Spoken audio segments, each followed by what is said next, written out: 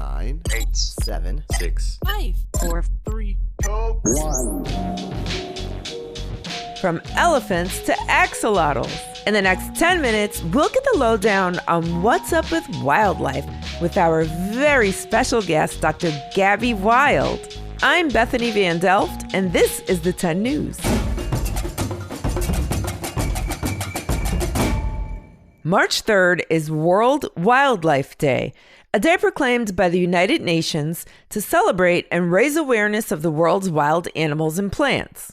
World Wildlife Day was first established in 2013, and it's become the world's most important annual event dedicated to wildlife. This year's theme highlights the connection between forests and communities. According to the World Wildlife Day website, between 200 and 350 million people live within or adjacent to forested areas around the world, relying on the various ecosystem services provided by the forest and forest species for their livelihoods and to cover their most basic needs, including food, shelter, energy, and medicines. That's a lot of people. And even if you don't happen to live in or near a forest, this World Wildlife Day reminds us how connected we all are as humans to the natural world. We couldn't think of a better guest for World Wildlife Day than a vet who has traveled the world saving animals, Dr. Gabby Wild. You might know her from Animal Jam Classic, where she's answered lots of questions from kids about wild animals. And I got to talk to her about what it's like being a wildlife vet. So exciting! My name is Dr. Gabby Wild, and I'm a wildlife veterinarian. What does it mean to be a wildlife vet? As you know, instead of a regular vet we'd bring our pets to, what does it mean to be a wildlife vet?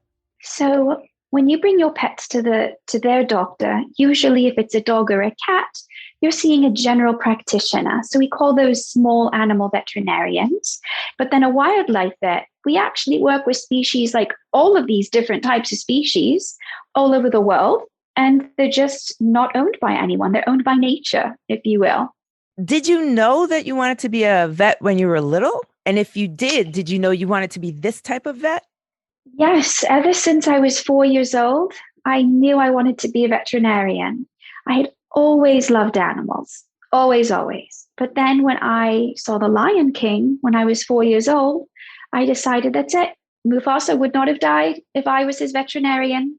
He would have, by the way, unfortunately. But what I can say is that solidified it within me. And I then went to other veterinarians and shadowed them as a child. I worked at different shelters and just tried to get experience working with animals. It's really important to know that veterinarians don't just pet puppies all day. We have to deal with a lot of disease, and you have to understand science and medicine. And if you like that, then being a veterinarian is exactly what you should do. You have a super cool book. It's with National Geographic, and it's called Wild Vet Adventures, Saving Animals Around the World with Dr. Gabby Wild. That is the coolest thing. Do you want to talk a little bit about the process of doing your book? So making a book is like a dream come true, because now I get to bring my adventures to you, and you can come on my journeys and see what I'm doing. And you can meet some of my patients, and you can travel the world and meet the people we work with. It's really cool to be able to do that. And I was just so overwhelmingly happy when I got all of these emails from kids all over the world, just saying, this is so cool. Can you tell me about this? Can you teach me about that? Oh, what about this? And I was like, kids are amazing. I find children to be way cooler than adults because you ask much better questions. So because of that, National Geographic said, you know what? I think this is a kid's book.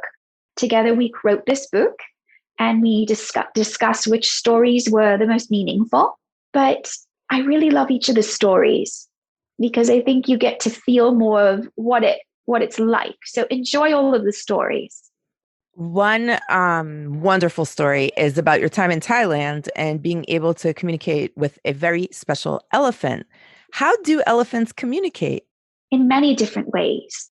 You go to the zoo and you stay there for a little while and you just kind of meditate, close your eyes and just meditate and feel the ground. If there are more than 2 elephants and they're separated, you might feel a little bit of a vibration. That's them communicating with each other in what's called infrasound. So that's one way that they communicate. And yes, they have a whole language. We can't hear it because it's below what our auditory system can detect, but they communicate that way. They obviously communicate through the auditory system that we can hear, the audible system. So you hear them trumpeting and they mean different things. These are different communications. They obviously also communicate through touch. They communicate, so they actually use their trunks like little fingers, actually. They're very, very sensitive. It's very funny. In fact, I call her my car. Her name is Tantawan, my car, an elephant. Knows that whenever I come to her in the morning, I always bring her some breakfast and I always hide it behind my back. It's usually sugarcane, sticky rice, or bananas. And she always takes her trunk and puts it behind my back to see what her treat is in the morning. So that, and then she always picks on me to just play with me with her little fingers. And then, of course, they have facial expressions just like us that we're able to read from. I've come to learn what their facial expressions mean, and they can read each other. March 3rd is World Wildlife Day. So why is that day special? Why should we know about it? And why is it important? Some people might say it's important because they protect the environment. And then we have that circle of life and we have that ecosystem protected. So for example, I always love to go back to my elephants. So if we discuss an elephant, what is its job? Its job, besides being really awesome, is to take dead trees and to rake them up. And with that, the soil gets turned over. That's extremely important. In addition to that, it creates new homes with those trees now fallen, and it makes the soil a lot more conducive to new growth.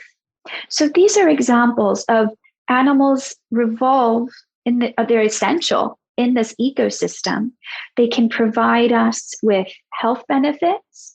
They can inspire us.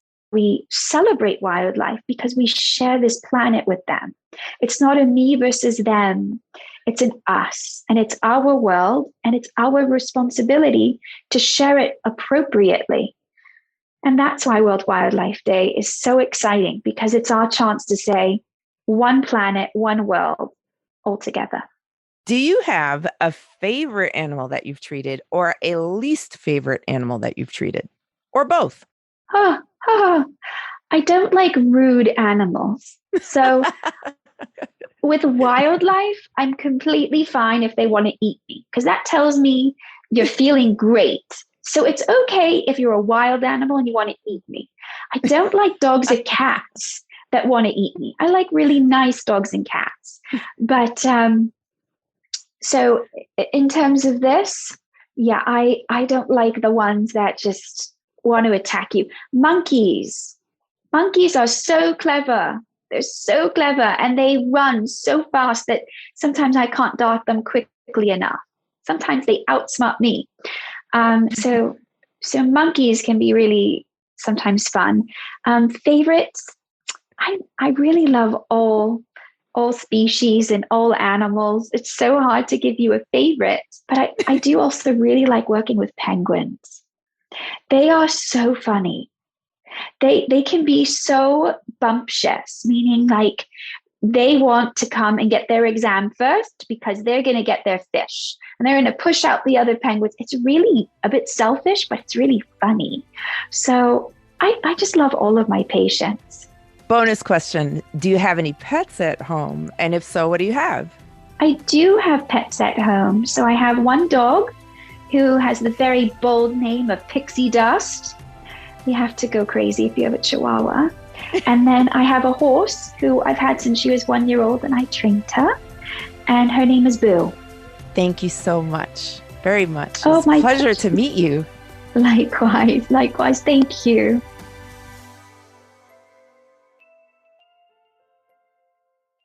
It's trivia time.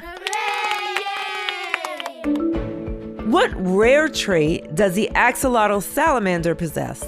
Is it A, it grows new limbs every year, B, it stays a baby for life, or C, it understands sign language?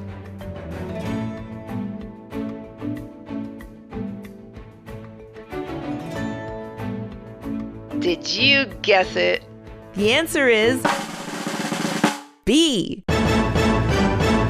Let's let Dr. Gabby explain. What I find so amazing about axolotls is that they're what we call pedomorphic, meaning that they stay in this baby state for their whole lives. And I find that to be absolutely incredible.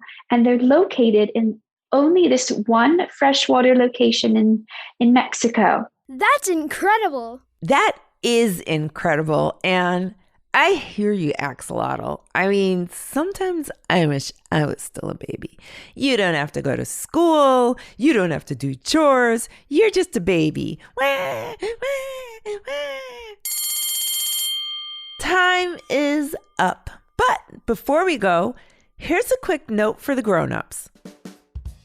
Are you interested in receiving a copy of Dr. Gabby's book to read with the kiddos? I mean, you should be. Take it from me. It's awesome. Now's your opportunity to receive your very own copy for free. You heard it here. That's free 99. And we're giving away 10. Of course, because we're the 10. 10 copies of Wild Vet Adventures, and there's still time to enter. For full details, click the link in the show notes or visit the10news.com/contest. That's the10news.com/contest. You do not want to pass up on this book. I'm telling you, it's the coolest book. And axolotls are in there, and platypuses, and pangolins, and wombats, and capybaras, and kinkajous. Oh my gosh. Thanks for listening to the 10 News. Look out for our new episodes every Tuesday and Thursday. The 10 News is a co-production of Small But Mighty Media and Next Chapter Podcast and is distributed by iHeartRadio. Our editorial director is Tracy Crooks. Editing and sound design by Pete Musto. Our creative producer is Jenner Pasqua. Stephen Tompkins is our head of audience development, and our production assistant is Sarah Olander. Our production director is Jeremiah Tittle. And the 10 News is executive produced by Donald Albright and show creator Tracy Leeds Kaplan. Do you want to be part of the show? We would love to have you. Have a grown-up help you record a question, a joke, or a fun fact you want to share and email it to us at hello@the10news.com. And you can show your love for the 10 News by going to your favorite podcast app and submitting a rating and a review. It helps others find the show so they can join the fun with us. I'm Bethany Van Delft, and thanks for listening to the 10 News. See ya a lotto, axolotl. It didn't make sense, but it rhymed.